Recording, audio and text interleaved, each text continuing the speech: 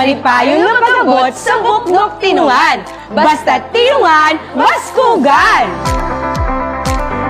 The Tinungan Buknok site started way back 2022. Before Buknok arrived in our school, wala po talaga kaming library. We have existing small book area, but the contents were dilapidated and obsolete textbooks. So they were too old and may not be attractive to our learners. Pero nung dumating po si Buknok, parang nagkaroon ng buhay. Kasi kids are now inclined with the big books, with the pocket books, and they all love to read stories, especially relatable stories written in local language. Kasi ang dami-dami nating hiligay non-books dito. So it greatly helped our learners, particularly in improving their reading comprehension and also the reading facility of our pupils. So ginagawa po